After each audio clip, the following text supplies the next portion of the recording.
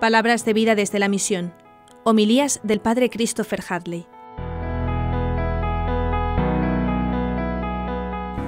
Puede parecer una interpretación muy simplona de la vida y sin embargo es tal cual la presenta Jesucristo en el Evangelio, en el Nuevo Testamento y a lo largo de toda la revelación, que la vida es el combate entre la luz y la tiniebla, entre la vida y la muerte, entre el tiempo y la eternidad.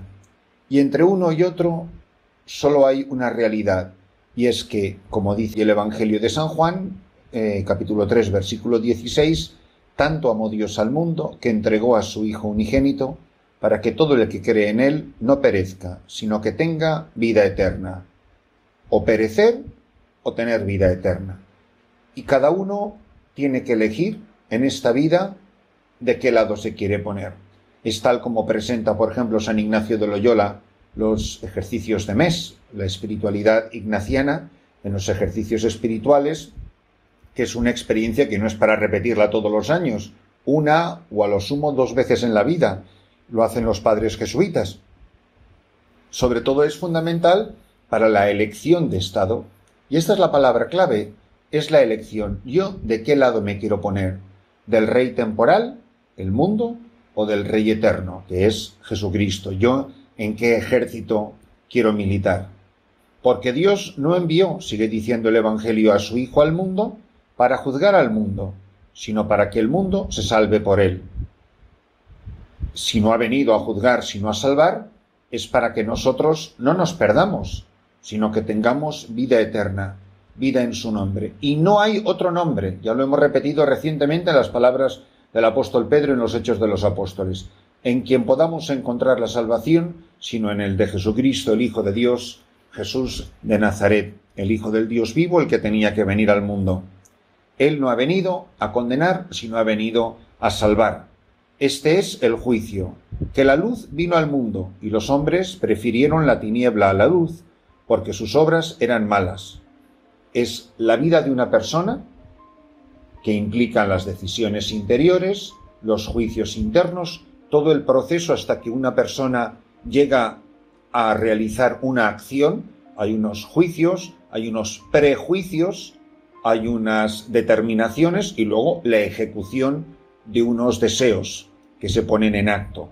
Bueno, todo ese proceso que nos hace elegir entre el bien y el mal es lo que determina el destino eterno de una persona. La luz vino al mundo y los hombres prefirieron las tinieblas porque sus obras eran malas. Las obras es lo que definen la identidad de una persona. Pues todo el que obra el mal detesta la luz. Hay gente que odia la luz. Yo, de una manera muy plástica, la gente se ríe mucho cuando lo digo en las homilías de los domingos, aquí en África, le digo, miren, yo de las pocas veces que paso por el pueblo de noche, por alguna razón así fuera de lo común, veo mucha gente que nunca la he visto en mi vida. Bueno, se tronchan de la risa. Digo, a mí me parece que en este pueblo hay gente que solo vive de noche, porque yo no la he visto nunca. Es la gente para quienes su hábitat es la tiniebla, es la oscuridad. No digo uno que tenga una tarea laboral de noche, como el que está de guardia en un hospital, líbreme Dios, pero creo que el ejemplo se entiende. La gente que detesta la luz, la gente que detesta la predicación, la palabra de Dios, que detesta que le hablen del bien, que le hablen del camino que lleva a la santidad y a la gloria. Y esa persona que detesta la luz no se acerca a la luz para no verse acusado por sus obras. Por eso él no ha venido a juzgarse. A mí, al final, no me va a condenar Jesucristo, me voy a condenar yo mismo. Me condenarán mis obras. Jesucristo lo que ha venido es a salvarme, a darme su gracia salvífica. En cambio, el que obra la verdad se acerca a la luz para que se vea sus obras que están hechas según Dios.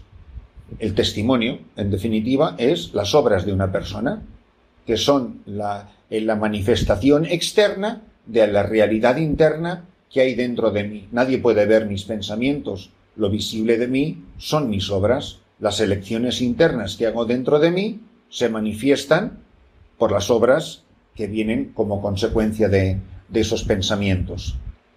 ¿Soy consciente de la seriedad de la vida? Me doy cuenta lo grave que es no saber elegir bien. Me doy cuenta las terribles consecuencias que han tenido en mi vida las elecciones mal hechas, las consecuencias terribles que ha tenido para mí, pero también las consecuencias que han tenido terribles mis malas obras, mis malos pensamientos en la vida de otras personas. Dicho de una manera más sencilla, el daño que yo he hecho a otras personas cuando he elegido la tiniebla, cuando he elegido la oscuridad. Nadie se levanta solo y nadie cae solo. Muchas veces cuando caemos, cuando elegimos la tiniebla, arrastramos a otras personas con nosotros. Cuando nos levantamos, cuando abrazamos la luz, cuando acogemos la gracia, cuando nos adherimos a Jesucristo, no solamente nos levantamos, o mejor dicho, somos levantados, sino que es que con nosotros levantamos a mucha gente. Los santos, precisamente por elevarse a las alturas, elevan con ellos a muchísimas personas. Esa es la maravilla de la comunión de los santos, que las vidas de todos, para bien y para mal, están intrínsecamente entrelazadas y que, como dice el viejo dicho, no somos islas, no somos seres aislados, asépticamente independientes de los demás. Esto se ve muy claramente en la familia, en el matrimonio, en una parroquia, en una comunidad religiosa. Es increíble el bien que hace una religiosa, que hace una monja en una comunidad, que es que la puede transformar completamente. Y no pongo el ejemplo clásico pues de una Santa Teresa de Jesús cuando entra en la Encarnación o cosas parecidas, sin ser así tan externamente llamativo. Pero una religiosa, es un ejemplo que se me ocurre así al vuelo, que se toma en serio la vida cristiana, es que arrastra una comunidad y arrastra una congregación. Un sacerdote que se toma en serio la luz, la gracia, la santidad, eleva todo el tono de un presbiterio, transforma su parroquia. Las gentes del pueblecito de Ars, lo he repetido muchas veces, siempre decían: nuestro cura no es como los demás, el nuestro es un santo. Hemos visto a Dios en un hombre. ¿Cómo la gente no iba a ver que el cura de su pueblo era un santo? Si había 200 habitantes y eran miles de personas que venían a confesarse. El último año creo que el santo cura de Ars pasaba 18 horas en un confesionario y el gobierno de Francia tuvo que poner trenes especiales para llegar allí. Pues porque un sacerdote que se toma la vida cristiana en serio transforma el mundo. Y ya se lo dijo el demonio, que algo debería de entender de estas cosas. En una de sus apariciones le dice el demonio al cura de Ars: si hubiera otro como tú en Francia, toda Francia se habría convertido. Son palabras del demonio, que seguro que de estas cosas sabe muchísimo. Entonces, la luz y la tiniebla, las buenas obras, las malas obras. Pero es que esto hay que anunciarlo y predicarlo. Y es lo que le pasa a los apóstoles, que cuando se dan cuenta, dicen aquellos días el sumo sacerdote, Hechos 5:17, todos los suyos y que integran la secta de los saduceos, en un arrebato de celo, prendieron a los apóstoles y los metieron en la cárcel pública. Pero por la noche el ángel del Señor les abrió las puertas de la cárcel y los sacó fuera diciéndoles: marchaos, y cuando lleguéis al templo, explicad al pueblo todas estas palabras de vida. No solamente tenemos la misión de vivir bien, de elegir la luz, de aborrecer la tiniebla, porque tanto amó Dios al mundo que entregó a su Hijo, sino que los Hechos de los Apóstoles le da como la dimensión evangelizadora, la dimensión misionera, la dimensión pública. Id y explicar a la gente estas palabras de vida. Es que yo no me puedo quedar callado, tengo que dar a conocer este nuevo modo de vida, que yo estaba en la oscuridad y ahora veo, que yo estaba perdido y he sido encontrado. Entonces, ellos, al oírlo, entraron en el templo. Pero es que ya tenía que tener mala idea el ángel. Pero si es en el templo donde los habían agarrado y los habían metido preso, pues el ángel les dice: volved allí, seguid predicando en el sitio donde os han agarrado y os han metido presos. Entraron en el templo al amanecer y se pusieron a enseñar. Es que no hay quien pueda callar a un católico, no hay quien pueda callar a un cristiano. Como se suele decir, ese habla hasta debajo del agua. Pues los católicos tienen que evangelizar hasta debajo del agua. Llegó entre tanto el sumo sacerdote con todos los suyos, convocaron al Sanedrín y el pleno de los ancianos de los hijos de Israel, y mandaron a la prisión para que se los trajesen. Fueron los guardias, no los encontraron en la cárcel y volvieron a informar diciendo: hemos encontrado la prisión cerrada con toda seguridad y a los centinelas en pie a las puertas, pero al abrir no encontramos a nadie dentro. Al oír estas palabras, ni el jefe de la guardia del templo ni los sumos sacerdotes atinaban a explicar qué había pasado. Uno se presentó avisando: mirad, los hombres que metisteis en la cárcel están en el templo enseñando al pueblo.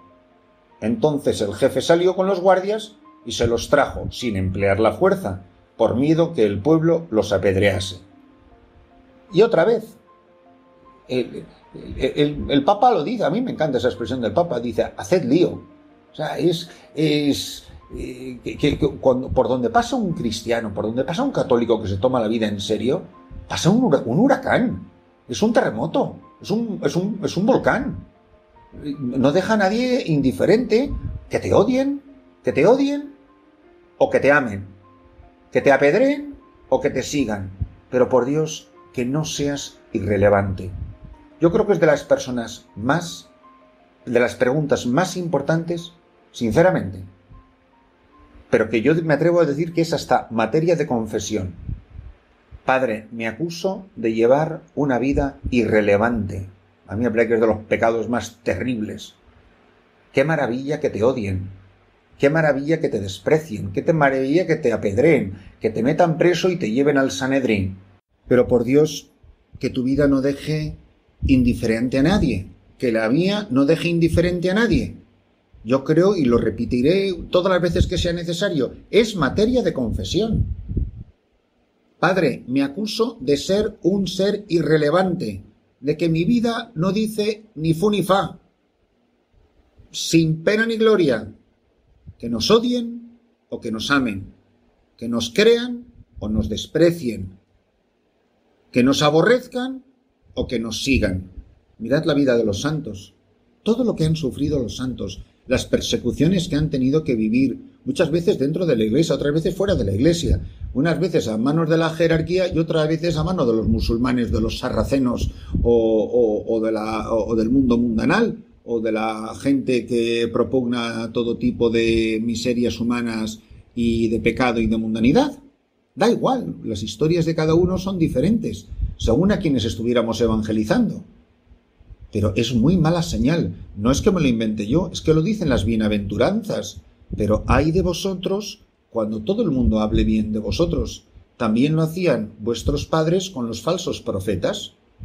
Pobres de nosotros cuando a todo el mundo le caigamos bien. Pues sería terrible. Vamos a pedirle al Señor que nos abra el corazón, que nos abra el entendimiento, que nos conmueva interiormente, que nos dé la gracia del Espíritu Santo. Ahí tenéis a un Pedro que delante de una doncella, de una criada, no fue capaz de confesar a su Señor. No le conozco, y le negó 3 veces, y ahora acaba de pasar la noche en la cárcel y vuelve al mismísimo sitio donde estaba predicando y sigue anunciando el Evangelio, que no hay quien te calle. O sea, un obispo que ahora mismo no esté sufriendo persecución, que se pregunte muy claramente qué clase de obispo soy. Un párroco que no tiene 1000 líos en su parroquia y que la mitad de la parroquia lo quiere apedrear, pues pobre párroco. Un grupo de religiosas que no está en boca a todo el mundo, pues pobrecillas. Pues sí, o están evangelizando en el paraíso terrenal antes del pecado original, o ni fu ni fa. Unos laicos, unos seglares, que en virtud del sacramento del bautismo, de la confirmación, del sacramento del matrimonio, no tienen su entorno patas arriba, algo muy mal está pasando. Pues que esta palabra se nos clave en el corazón. No había manera de callar estos apóstoles, seguían predicando. ¿Y qué es lo que predicaban? Pues esto tan precioso que nos ha dicho San Juan, que tanto amó Dios al mundo que entregó a su unigénito para que todo el que cree en él no perezca, sino que tenga vida eterna.